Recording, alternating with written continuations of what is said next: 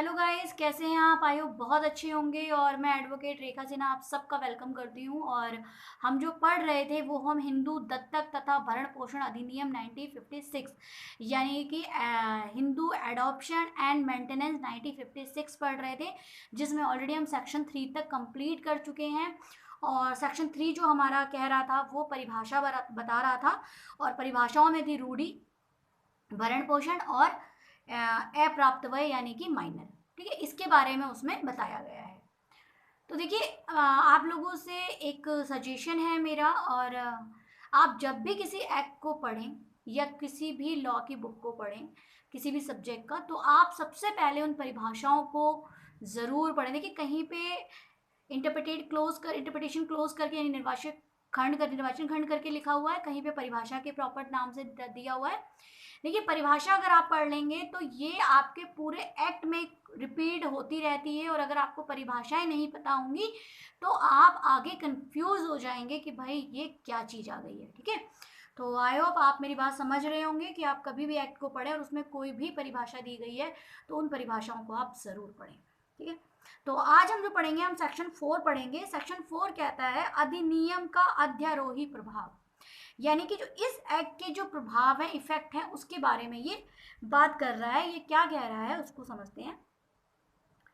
इस अधिनियम में अभिव्यक्त रूप से अन्यथा उपबंधित के सिवाय, यानी कि जिस चीज का इस एक्ट ने अभिव्यक्त कर यानी एक्सप्लेन कर दिया है किसी भी रूप से या उससे अलग जो भी उपबंध है उसके सिवाय, यानी इन दोनों चीजों को हटाकर ये एक तीसरी चीज की बात कर रहा है। वो क्या कह रहा है आप देखते हैं।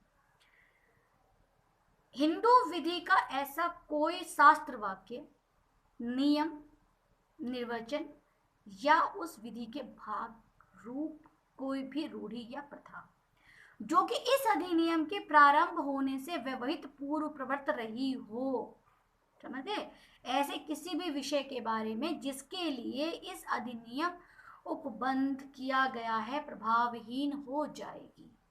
अब इसको हम समझ लेते हैं, क्योंकि देखिए हिंदी में लॉ जो है वो थोड़ा सा डिफ़िकल्ट है। मैं कहूँगी प्रॉपर नहीं है, थोड़ा सा डिफ़िकल्ट है, क्योंकि हिंदी शुद्ध हिंदी और वो भी लीगली वाली, कानूनी वाली हिंदी है, तो इसमें थोड़ा सा फर्क पड़ता है। तो इसको हम एक बार समझ लेते हैं। देखिए, पहले इसने क्या कहा कि हिंदू विधि का कोई शास्त्र वाक्य, यानी कि हिंदू लॉ में कोई शास्त्र है जिसके अंदर कोई वाक्य दिया गया है,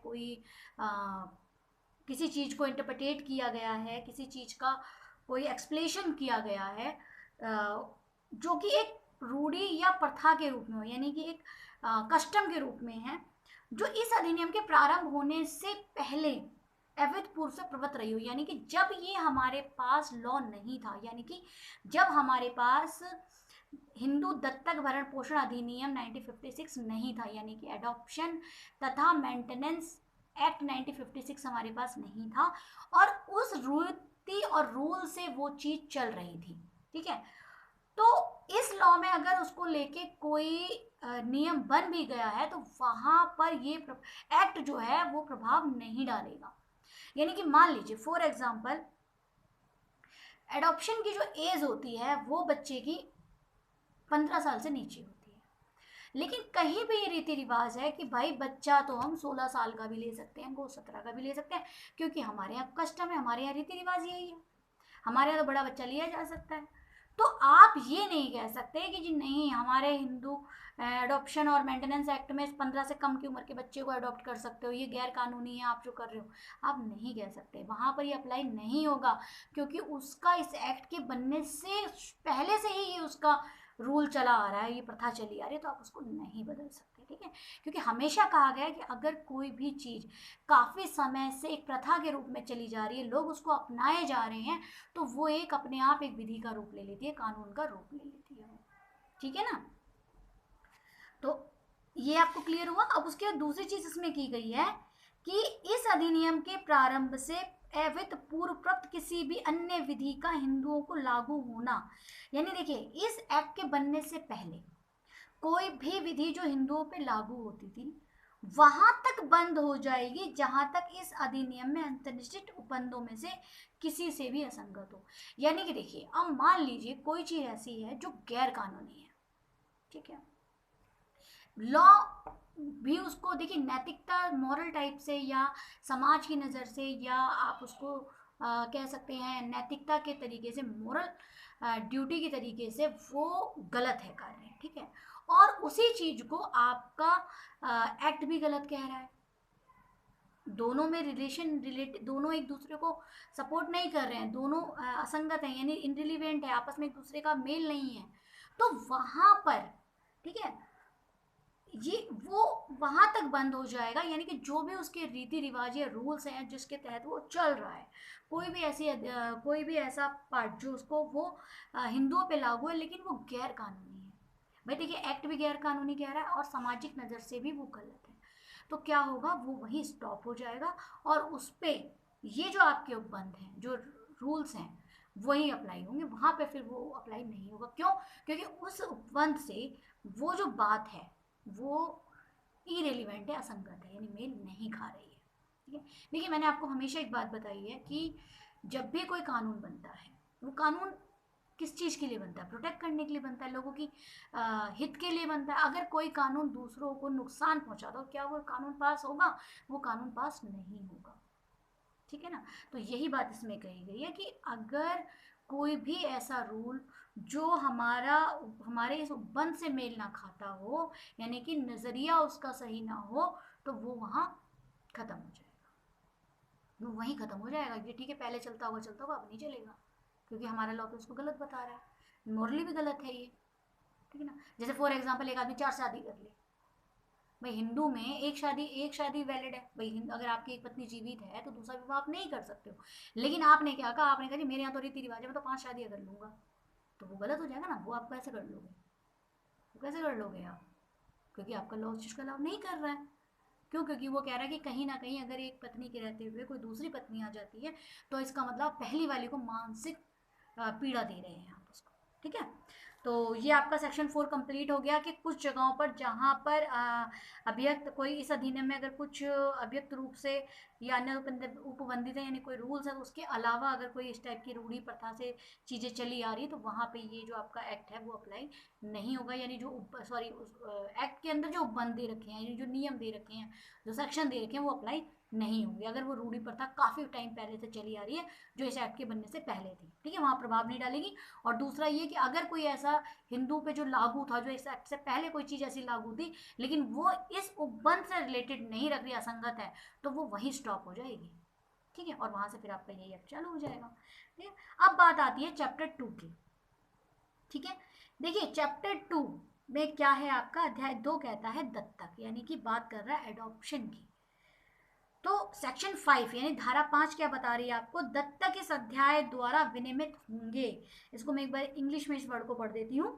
adoption to be regulated by this chapter, यानी कि जो भी एडॉप्शन होगा, ठीक है, जो भी उसके रूल्स नियम होंगे वो इस चैप्टर यानी जो अध्याय 2 दिया गया है इसके अंतर्गत ही होंगे, ठीक है। अलग से कोई आप रूल कानून नहीं बना लेंगे, जो आपको चैप्टर 2 में दिया गया आप उसी के चैप्टर 2 में दिया गया है। और सेक्शन 5 इस बात को कह रहा है कि भाई चैप्टर 2 में जो एडॉप्शन को लेकर जो बातें कही गई हैं, जो रेगुलेट की गई हैं, जो नियम बनाए गए हैं, उसी के हिसाब से आप चलेंगे, आपका अपना कोई कानून नहीं हो जाएगा, ठीक है। तो देखिए कहीं कहीं पर आप ये कह सकते हैं कि लॉ हमें कहीं कहीं पे हमें कंफ्यूज कर देता है, क्योंकि अगर हम रूढ़ी और प्रथा की बात करते हैं तो हम कहते हैं ठीक है भाई ये तो हमारे रीति रिवाज में चल रहा था तो यहाँ ये एक्ट के उपबंध लागू नहीं होंगे। लेकिन कहीं कहीं वो ये कहता है कि भाई आपके जो भी एडॉप्शन से रिलेटेड जो रेगुलेटेड होगा वो इस चैप्टर से रिलेटेड होगा, यानी कि अध्याय चैप्टर 2 से में जो चीज़ दी गई है उससे संबंधित होगा, ठीक है। तो हम इसको पढ़ते हैं सेक्शन 5 को, दोबारा मैं कहती हूँ, दत्तक इस अध्याय द्वारा विनियमित होंगे, यानी जो एडॉप्शन कर रहा है, जो एडॉप्शन कर रहा है ना, वो क्या करेगा, वो इस चैप्टर के हिसाब से उस जो भी चीज़ें बताई गई हैं वो उसके लिए उसको फुलफिल करेगा ही करेगा, ठीक है। तो अब आते हैं सेक्शन 5 का 1 क्या कहता है कि किसी हिंदू के द्वारा या निर्मित कोई भी दत्तक, दत्तक देखिए कौन है, जो आपका जो दत्तक जो है, जो एडॉप्ट कर रहा है बच्चे को ना, वो जो है जो दत्तक इस अधिनियम के प्रारंभ के पश्चात इस अध्याय में अंतर्निष्ठ उपबंधों के अनुसार किए जाने के सिवाय नहीं किया जाएगा। उक्त उपबंधों के उल्लंघन में किया गया कोई भी दत्तक शून्य होगा। देखिए अब इस लॉ ने साफ क्या कह दिया कि इस एक्ट के बनने के बाद इन्होंने क्या बोला, देखिए उसको ध्यान से सुनिए।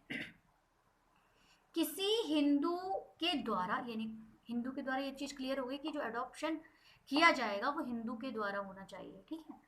निमित्त या कोई भी निमित्त दत्तक इस अधिनियम, यानी कि कोई भी जो गोद ले रहा है बच्चे को, वो इस एक्ट के प्रारंभ के पश्चात, यानी जब से ये एक्ट बना शुरू हुआ, इस अध्याय में अंतर विशिष्ट उपबंधों के किए जाने के सिवाय नहीं किया जाएगा। यानी कि जो भी इसके अंतर्गत जो भी उपबंध बताए गए हैं, जो भी रूल्स बताए गए हैं, उसके हिसाब से ही बच्चे को गोद लेगा। और अगर उस हिसाब से वो नहीं लेगा, उस लॉ के तहत, कानून के तहत या उस सेक्शन के तहत वो नहीं लेगा, उन चीज़ों को फुलफिल नहीं करेगा, तो वो जो एडॉप्शन कर रहा है वो शून्य हो जाएगा, यानी कि वॉइड हो जाएगा, उसकी कोई वैल्यू नहीं होगी। ये सेक्शन 5 कहता है, ठीक है। सेक्शन 5 का ये दूसरा पार्ट कहता है किसी ऐसे दत्तक से जो शून्य है, ठीक है, यानी कि कोई भी ऐसा एडॉप्शन जो वॉइड हो गया है, ना तो दत्तक कुटुंब किसी भी व्यक्ति के पक्ष में किसी ऐसे अधिकार का सृजन होगा जिससे वो दत्तक के कारण अर्जित करने के सिवाय अर्जित नहीं कर सकता था। यानी कि मान लीजिए कि कोई भी जो दत्तक कुटुंब में, यानी कि जो उसका फैमिली है, जो, ठीक है, उस व्यक्ति के पक्ष में किसी ऐसे अधिकार का सृजन, यानी कि उससे रिलेटेड कोई भी जो उसके राइट थे, वो उस दत्तक के कारण, यानी जो शून्य हो गया है, उसकी वजह से वो अपने अधिकार अर्जित नहीं कर सकता है ना, अर्जित करने से सिवाय अर्जित नहीं कर पाएगा, ठीक है। और ना ही किसी व्यक्ति के अधिकार ही नष्ट होंगे जो उसे अपने जन्म कुटुंब से प्राप्त हुए हों। ये मुझे थोड़ा सा कंफ्यूज कर रहा है, इसको मैं एक बार आपको अच्छे से बताती हूँ। किसी ऐसे दत्तक से जो शून्य है, यानी कि ऐसा एडॉप्शन जो शून्य है, ना तो दत्तक कुटुंब से किसी भी व्यक्ति के पक्ष में किसी ऐसे अधिकार का सृजन होगा, यानी कि किसी भी जो उस फैमिली में रिलेटेड में जो है उसका कोई भी अधिकार सृजन नहीं होगा जिसे वो दत्तक के कारण अर्जित करने के सिवाय अर्जित नहीं कर सकता था। यानी कि अडॉप्ट होने के बाद ही उन राइटों को ले सकता था, तो अब वो नहीं कर पाएगा। और ना ही किसी व्यक्ति के अधिकार ही नष्ट होंगे जो अपने जन्म के कुटुंब से प्राप्त है, ठीक है। और उसका जो कुटुंब है जहाँ से वो पैदा हुआ है, वहाँ के उसके अधिकार नष्ट नहीं होंगे, ठीक। देखिए वॉइड हो गया, शून्य हो गया, तो शून्य होने के बाद जिस परिवार से वो जुड़ा, उस परिवार से तो उसका रिलेशन वैलिड ही नहीं हुआ, वो तो शून्य हो गया, एडॉप्शन तो हुआ ही नहीं। तो वहां से जो उसको राइट मिलते, वो राइट तो वहीं खत्म हो गए सॉरी, वो राइट तो उसके वहीं खत्म हो गए, जो कि उसको अगर ये वैलिड एक एडॉप्शन होता तो उसको वो राइट मिलता, तो वो राइट तो वहीं खत्म हो गया। अब बात आती है कि भाई वो राइट तो खत्म हो गया, लेकिन उसके जो जन्म से जो उसकी फैमिली से जो उसके राइट जुड़े हुए हैं, यानी पीछे से जो उसके राइट जुड़े हुए हैं, ठीक है, वो उसके जो के तो रहेंगे, वो नष्ट नहीं होंगे। भाई एडॉप्शन होने के बाद एक बच्चा नए परिवार में जुड़ता है, वहां से उसके राइट क्लियर उत्पन्न हो जाते हैं, लेकिन जब वो जुड़ा ही नहीं तो राइट वहीं खत्म हो गए। उसके कौन से राइट रह गए, जहां से वो बच्चा जन्म से जुड़ा हुआ है, ठीक है। अब क्लियर हो गया कि सेक्शन 5 ये कहता है कि दत्तक इस अध्याय द्वारा विनियमित होंगे, यानी रेगुलेट होंगे, ठीक है। इस सेक्शन के तहत ही वो एडॉप्ट करेंगे बच्चे को। अगर नहीं करते हैं, इस अध्याय से रिलेटेड जो भी सेक्शन है उसके अंतर्गत वो नहीं करते हैं, तो वो एडॉप्शन जो होगा वो शून्य होगा, ठीक है। अब बात हम करते हैं सेक्शन 6 की। सेक्शन 6 कहता है विधि मान्य दत्तक संबंधी अपेक्षाएं, यानी कि अब ये रिक्वेस्टिस बोल रहा है, यानी कि जो योग्यता होनी चाहिए वो क्या होनी चाहिए, ठीक है, किसकी, एक वैलिड एडॉप्शन की, ठीक है, विधि मानने की। अब ये क्या कहता है, कोई भी दत्तक विधि मान्य नहीं होगा जब तक, यानी कि कोई भी एडॉप्शन वैलिड नहीं होगा, कब तक नहीं होगा, दत्तक लेने वाला व्यक्ति दत्तक लेने की सामर्थ्य और अधिकार ना रखता हो। यानी कि जो बच्चे को अडॉप्ट कर रहा है, जो बच्चे को गोद ले रहा है, उसके अंदर कैपेसिटी नहीं है, वो काबिलियत नहीं रखता, वो कैपेबल नहीं है, समर्थ नहीं, यानी कैपेबल नहीं है, और ना ही उसको राइट है, यानी उसको अधिकार भी नहीं है उसका बच्चे को लेने का, तो वो अगर मान लीजिए वो ले लेता है, ठीक है, तो वो इनवैलिड हो जाएगा, ठीक है। तो वही बात ये कह रहा है कि अगर आपको वैलिड एडॉप्शन लेना है तो दत्तक लेने वाला व्यक्ति यानी अडॉप्ट करने वाला व्यक्ति समर्थ होना चाहिए और अधिकार रखता हो, ठीक है। तो अब दूसरा क्या कहता है, दत्तक देने वाला व्यक्ति ऐसा करने के लिए समर्थन ना रखता हो। अगर देखिए, अगर कोई जो अडॉप्ट बच्चे को उसको दे रहा है, जो अडॉप्ट कर रहा है उसको, बच्चे को वो दे रहा है, तो वो क्या करेगा, वो भी उस चीज के लिए कैपेबल हो, तभी ये वैलिड होगा। अगर वो कैपेबल नहीं है तो वो क्या होगा, वो इनवैलिड एडॉप्शन हो जाएगा, ठीक है। अब ये क्या कहता है, तीसरी चीज क्या कहता है कि दत्तक व्यक्ति दत्तक के में लिए जाने योग्य ना हो। अगर दत्तक व्यक्ति दत्तक लिए जाने योग्य ना हो, यानी कि अब जिस बच्चे को अडॉप्ट किया जा रहा है, ठीक है, दो बातें इन्होंने बताई। पहली इन्होंने कहा कि जो इंसान गोद ले रहा है वो कैपेबल हो, यानी कि वो जो है वो कैपेसिटी रखता हो उस चीज की गोद लेने की। दूसरा, उसको राइट हो। अगर वो कैपेसिटी नहीं रखता, राइट नहीं रखता, तो वो विधि मान्य एडॉप्शन नहीं होगा। दूसरा इन्होंने कहा कि जो व्यक्ति गोद दे रहा है वो भी कैपेबल हो उस चीज को देने के लिए, ठीक है। अगर वो कैपेबल नहीं है तो फिर ये विधि मान्य दत्तक एडॉप्शन नहीं होगा, यानी कि लीगल एडॉप्शन नहीं होगा। उसके अलावा भी इन्होंने क्या कहा कि भाई ये लेने और देने वाले की बात तो हो गई, लेकिन जिसको दिया जा रहा है, जो बच्चा है, ठीक है, वो अब उसकी बात आई कि दत्तक व्यक्ति दत्तक में लिए जाने योग्य ना हो। अगर वो दत्तक व्यक्ति जो है, जो उसको जिसको गोद दिया, जो किसी को अडॉप्ट किया जा रहा है कि भाई ठीक है ये बच्चा आप रख लो, ठीक है, तो वो बच्चा जो है इसमें जिसको अडॉप्ट किया जा रहा है, ठीक है, वो अगर योग्य नहीं है तो भी ये विधि मान्य नहीं होगा, ठीक है। उसके बाद कहते हैं दत्तक इस अध्याय में वर्णित अन्य शर्तों के अनुवर्तन में ना किया गया हो, यानी कि इसके अंदर जो भी कंडीशन है, अगर उस कंडीशन के अंतर्गत नहीं किया गया है तो भी ये एडॉप्शन जो होगा वो इनवैलिड हो जाएगा, ठीक है। तो ये क्या कह रहा है कि दत्तक विधि मान्य नहीं रहेगा। आई होप आपको सेक्शन 6 कंप्लीट हो गया। देखिए सेक्शन 5 कह रहा था कि एडॉप्शन दत्तक जो होगा वो इसके द्वारा विनिमित होगा, यानी इस अध्याय के द्वारा होगा, जो भी है चैप्टर में दिया गया है। सेक्शन 5 कह रहा था। सेक्शन 6 बता रहा है कि दत्तक की एक विधि मान्य दत्तक यानी कि एक वैलिड एडॉप्शन कैसे होगा उसकी बात कर रहा है, उसकी शर्तें बता रहा है। फिर आता है सेक्शन 7। देखिए सेक्शन 7 और सेक्शन 8, आपको पता है कि हमारा जो हिंदू लॉ है वो दोनों पक्ष के लिए बराबर चलता है, ठीक है। तो लेकिन अब यहाँ पर जैसे हिंदू विवाह अधिनियम में हमने पढ़ा कि कुछ मामलों में लेडीज को कुछ अलग राइट, थोड़े से राइट एक्स्ट्रा दे दिए गए हैं। हस्बैंड वाले राइट भी लेडी वाइफ के पास है, लेकिन कुछ वाइफ को स्पेसिफिक कुछ चीजें एक्स्ट्रा कर दी गई हैं। सेम अब इसमें क्या है कि यहाँ भी एक मेल हिंदू यानी कि जो एक पुरुष हिंदू है उसके अडॉप्शन लेने का तरीका और जो महिला के अडॉप्शन लेने का तरीका है वो दोनों चीजें अलग अलग सेक्शन में बता दी गई। यानी कि सेक्शन 7 जो है वो मेल से रिलेटेड है कि कोई भी पुरुष अगर बच्चे को गोद लेता है तो वो सेक्शन 7 के तहत लेगा, और अगर कोई महिला बच्चे को गोद लेती है तो वो सेक्शन 8 के तहत लेगी। तो 7 यानी मेल यानी कि पुरुष और 8 यानी कि फीमेल। अब आप इसको कैसे याद रखेंगे, हमारा देश क्या है, हमारा समाज क्या है, पुरुष प्रधान है, तो पुरुष पहले आया, महिला बाद में आई, ठीक है। तो यानी कि सेक्शन 7 पुरुष और सेक्शन 8 महिला, और ये दोनों किससे रिलेटेड है, एडॉप्शन के लिए, मतलब एडॉप्शन से रिलेटेड है कि भाई गोद ये दोनों पुरुष कैसे ले सकता है और महिला कैसे ले सकती है, ठीक है। अब देखिए अब इसमें क्या बताया गया है, ये सामर्थ्य बताता है, यानी सेक्शन 7 किसकी सामर्थ्य बता रहा है, किसकी कैपेसिटी बता रहा है, पुरुष की, और सेक्शन 8 किसकी कैपेसिटी बता रही है, महिला की, ठीक है। तो अब हम सेक्शन को पढ़ लेते हैं। सेक्शन 7 कहता है हिंदू पुरुष की दत्तक लेने की सामर्थ्य, यानी कि जो हिंदू पुरुष है जो वो कैसे एक एडॉप्शन लेने के लिए कैपेबल होगा, उसकी कैपेसिटी क्या होगी वो बताता है सेक्शन 7। तो ये क्या कहता है, किसी भी हिंदू पुरुष को जो स्वचित हो, देखिए स्वचित, आपको पता है हर जगह साउंड माइंड का बहुत वैल्यू दी गई है। अगर आप अनसाउंड माइंड है तो आप कुछ भी नहीं कर सकते, ना तो आप कॉन्ट्रैक्ट कर सकते हैं, ना आपकी मैरिज वैलिड होगी, ना आपका कॉन्ट्रैक्ट वैलिड होगा, और ना ही आपका एडॉप्शन वैलिड होगा। क्यों? क्योंकि आप तो अनसाउंड माइंड है, आपको तो खुद नहीं पता मुझे क्या करना है क्या नहीं करना। तो इन्होंने एक पुरुष मेल जो है उसकी कैपेसिटी क्या बताई कि भाई वो स्वचित हो, यानी कि वो साउंड माइंड का हो, वो दिमागी तौर से स्वस्थ हो और अपर्याप्त वय ना हो। देखिए अप्राप्त वय को मैंने आपको बताया था, इंग्लिश में इसको माइनर कहते हैं, ठीक है।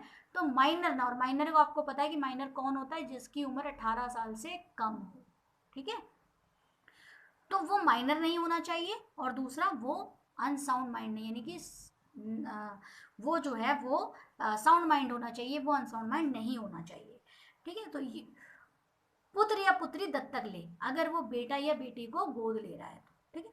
अब देखिए परंतु, मैंने हमेशा आपको बताया कि जहां परंतु आ जाता है आप समझ जाइएगा कि लॉ आपसे यानी एक्ट आपसे कुछ और भी कहना चाह रहा है। तो आपसे क्या कह रहा है, यदि उसकी पत्नी जीवित हो, यानी अगर उसकी पत्नी जिंदा है, तो जब तक कि पत्नी पूर्ण और अंतिम रूप से संसार का त्याग ना कर चुकी हो, यानी देखिए पहला उसकी पत्नी जीवित है, और दूसरा अगर उसकी पत्नी जीवित है और वो संसार को त्याग ना चुकी हो, यानी कि वो आपके वो रिलेशन में है, आपके संसार को उन्होंने डिजर्ट नहीं करा है, उसको संसार को छोड़ा नहीं है, त्यागा नहीं है, और वो हिंदू ना रह गई हो, ठीक है। तो सक्षम अधिकारता वाले किसी न्यायालय ने उसके बारे में घोषित ना कर दिया हो कि वो विकृत चित्त की है, तब तक पत्नी की सहमति के बिना दत्तक नहीं लिया जाएगा। देखिए अब इसको थोड़ा सा समझ लें, ये क्या कह रहा है कि अगर आपकी पत्नी जिंदा है और वो अनसाउंड माइंड नहीं है, यानी कि स्वचित की है, उसने संसार को नहीं त्यागा, यानी कि उसने वो क्या बोलते हैं उसको, संन्यास नहीं लिया, वो नॉर्मल लाइफ जी रही है, जैसे एक वैवाहिक जीवन या ग्रस्त जीवन जिया जाता है उसको जी रही है, और उसे किसी भी कोर्ट ने विकृचित का नहीं बताया, यानी कि उसको मेंटली डिसऑर्डर नहीं बताया है उसको, ठीक है। तो आपका अपनी पत्नी से सहमति लेना, उसकी परमिशन लेना बहुत ज़रूरी है।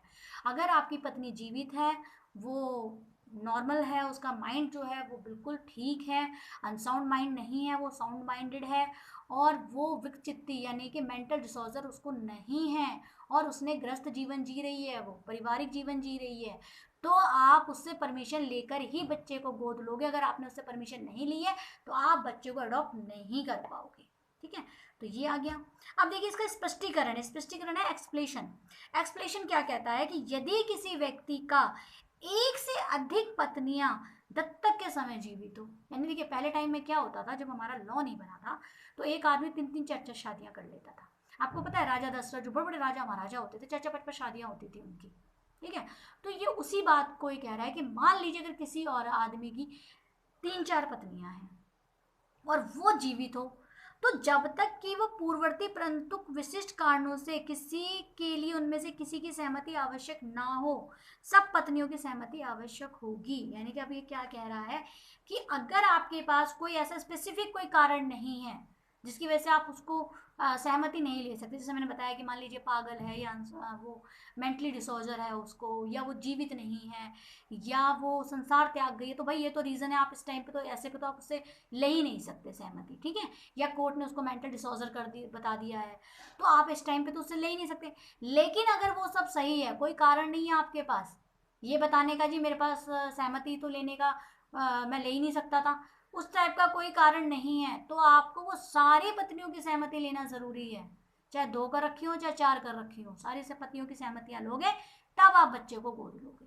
ये बात कही गई सेक्शन 7 में, ठीक है। तो सेक्शन 7 मोटा मोटा आपको क्या बताता है वो मैं बता देती हूँ। सेक्शन 7 कहता है हिंदू पुरुष यानी कि जो हिंदू मेल है उसकी कैपेसिटी की बारे में बात बताता है कि उसकी क्या कैपेसिटी होनी चाहिए। तो उसने कहा इसकी 2 कैपेसिटी होनी चाहिए, पहला वो साउंड माइंडेड हो और वो माइनर ना हो, ठीक है। उसके बाद उन्होंने कहा कि जब वो बच्चा ले रहा है गोद, तो उसकी जो पत्नी है उसका अपनी पत्नी से सहमति लेना बहुत ज़रूरी है। अच्छा किन कंडीशन में वो सहमति नहीं ले सकता भाई, या तो वो अनसाउंड माइंड है, या उसने संसार त्याग दिया, या वो मर चुकी है, या फिर उसे कोर्ट ने घोषणा कर दी भाई ये तो मेंटल डिसऑर्डर है तो पागल है। आप उस कंडीशन में तो उसकी सहमति आपको जरूरी नहीं है। लेकिन अगर आपकी पत्नी नॉर्मल है, साउंडेड माइंड है, सब कुछ नॉर्मल है उसका, और ग्रस्त जीवन जी रही है, तो आपको उसकी सहमति लेना बहुत ज़रूरी है, ठीक है। इसके अलावा इन्होंने ये भी कह दिया कि अगर किसी व्यक्ति ने 4 शादियां कर रखी हैं तो उसका उन चारों पत्नियों से सहमति लेना बहुत ज़रूरी है, ठीक है। अब बात आती है कि इसमें केस है घीसालाल वर्सेस धापूबाई, AI 2011 का है, और धारा 7 के परंतु के अंतर्गत पत्नी की परिकल्पित सहमति या तो लिखित रूप से होनी चाहिए या अथवा उसके स्वैच्छिक रूप से किए गए सकारात्मक क्रिया से परिलक्षित होनी चाहिए। यानी कि अब देखिए ये क्या कह रहा है, आप ये नहीं कह सकते जी मैंने तो सहमति ले ली, नहीं, उसकी जो सहमति है वो लिखित रूप से हो या परिकल्पित हो, यानी कि एक तरीके से एक जो कंसेंट है उसका वो क्लियर दिख रहा हो उसका कि हाँ भाई ये एक प्रॉपर तरीके से अपनी कंसेंट दे रही है, या फिर लिखित रूप से हो, या फिर वो स्वेच्छ यानी अपनी इच्छा से वो इस तरीके का कोई कार्य करती है जिससे ये लगता है कि हाँ भाई ये एग्री है बच्चे को गोद लेने के लिए। ठीक है, इसको कोई दिक्कत नहीं अगर इसका हस्बैंड गोद ले ले तो। ये किसमें कहा गया, ये कहा गया घीसालाल वर्सेस भापू बाई केस में। अब देखिए इसमें दूसरा है, प्रत्येक हिंदू पुरुष जो स्वास्थ्य मस्तिष्क का है यदि वयस्क प्राप्त कर चुका है तो विधि पूर्वक पुत्र को दत्तक ग्रहण कर सकता है। यानी देखिए अब ये क्या कह रहा है कि भैया अगर कोई, अच्छा किस केस में कहा गया, पहले मैं केस का नाम बता देती हूँ, गोपी वर्सेस मदन लाल 1970 का केस है, गोपी वर्सेस मदन लाल। इसमें ये कहा गया कि कोई भी हिंदू पुरुष अगर किसी बच्चे को गोद ले रहा है तो वो पुत्र को ले सकता है, पुत्री को नहीं ले सकता। यानी कि मेल के लिए ये प्रोहिबिशन कर दिया गया, उसको प्रतिषेध कर दिया गया कि भैया लड़की को आप गोद नहीं लोगे, आप लोगे तो लड़के को गोद लोगे। ठीक है, पुरुष अगर ले रहा है तो। ठीक है, तो ये बात इस केस में कही गई कि अगर वो माइनर है, वो साउंडेड माइंड है, उसका मस्तिष्क बिल्कुल ठीक है, तो वो क्या करेगा, उसमें कहा गया भाई लीगली तरीके से आप पुत्र को दत्तक ग्रहण कर सकता है, यानी कि बेटे को गोद ले सकता है वो। ठीक है, अब आता है सेक्शन 8। देखिए सेक्शन 8 क्या कहता है कि हिंदू नारी दत्तक लेने की समर्थ, यानी कि अब बात करी इन्होंने फीमेल की कि फीमेल कैसे कैपेबल होगी बच्चे को गोद लेने की। तो इन्होंने क्या कहा कि वो स्वच्छित हो, माइनर ना हो, और वो पुत्र पुत्री जब दत्तक ले। यानी देखिए दोनों के सेम है, बस फर्क ये है कि सेक्शन 7 पुरुष के बारे में बता रहा है और सेक्शन 8 महिला के बारे में बता रहा है। तो इसने क्या कहा, जो हिंदू है, देखिए सबसे ज़रूरी है कि आप इस एक्ट के तहत अगर आप बच्चा अडॉप्ट कर रहे हैं तो आपका हिंदू होना बहुत ज़रूरी है। आप किसी अदर रिलीजन्स के होकर आप इस सेक्शन या इस एक्ट के तहत नहीं बच्चा गोद ले सकते। ठीक है, तो अब इनने क्या कहा कि वो हिंदू नारी हो, यानी कि वो धर्म से हिंदू हो, रिलीजियस जो है उसका वो हिंदू होना चाहिए। दूसरा वो स्वचित हो, यानी कि वो साउंड माइंडेड हो, और तीसरा वो माइनर ना हो। ठीक है, अब इसमें देखिए एक चीज, जैसे पुरुष वाले में कहा गया था कि पत्नी की सहमति लेना जरूरी है, ऐसे ही महिला वाले में कहा गया है कि पति की सहमति लेना बहुत जरूरी है। ठीक है, और क्या, अगर पति आपका जीवित है, उसने संसार को नहीं त्यागा है, वो गृहस्थ जीवन जी रहा है, वो मरा नहीं है, वो अनसाउंड माइंड नहीं है, वो किसी भी कोर्ट ने उसको मेंटल डिसऑर्डर उसको नहीं बताया है, पागल नहीं घोषित किया है, तो आपका उससे सहमति लेना बहुत ज़रूरी है। अगर आप उससे सहमति नहीं लोगे तो आप बच्चा गोद नहीं ले पाओगे। ठीक है, तो ये बातें कही गई हैं, सेम है, बस फर्क इतना है कि एक जगह आदमी की बात कही गई है सेक्शन 7 में और 8 में महिला के बारे में कही गई है। तो आई होप आपको याद रहेगा। इसको याद करने की ट्रिक मैंने आपको बताई कि हमारा जो समाज है पुरुष प्रधान है, तो पहले पुरुष यानी सेक्शन 7 और उसके बाद महिला यानी कि सेक्शन 8।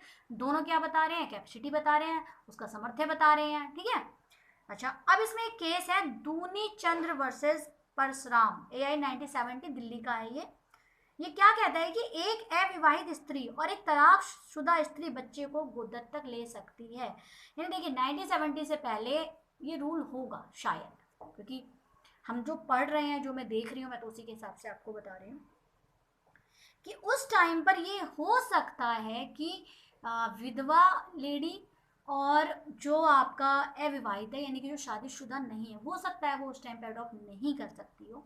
लेकिन 1970 के इस केस में साफ ये कहा गया कि भाई अगर औरत ने शादी नहीं करी है और वो या फिर तलाकशुदा है तो वो बच्चे को गोद ले सकती है, उसको राइट है पूरा। ठीक है, अच्छा उसके बाद देखिए एक चीज़ मैं आपको बताऊं कि धारा 8 व्यक्तित्व विधि संशोधन अधिनियम 2010 यानी कि जो पर्सनल लॉ को इसको जो अमेंड हुआ है ये, ठीक है, वो अमेंड हुआ है 2010 में, 31/8/2010। ठीक है, ये जो अमेंडेड होता है इसके भी कई बार पूछ लेते हैं, जनरली तो नहीं पूछा जाता है क्योंकि इतना डीपली हिंदू लॉ को नहीं पूछा जाता है, बट कई बार क्या होता है कि एग्जामिनर का कुछ नहीं पता होता तो हमें पता होना चाहिए कौन सी चीज़ कहाँ पर है। तो आई होप आपको सेक्शन 4, सेक्शन 5, सेक्शन 6 और सेक्शन 7, सेक्शन 8 आपको समझ में आ गया हो। अगर आपकी कोई भी क्वेरीज हैं, आपको कुछ अगर समझ में नहीं आता है तो आप मुझे कमेंट्स बॉक्स में लिख सकते हैं। और अगर आपको मेरा वीडियो अच्छा लगा तो प्लीज़ इसको लाइक करें, सब्सक्राइब करें, ठीक है। और थैंक यू मेरा लेक्चर सुनने के लिए। गुड बाय, शब बखैर।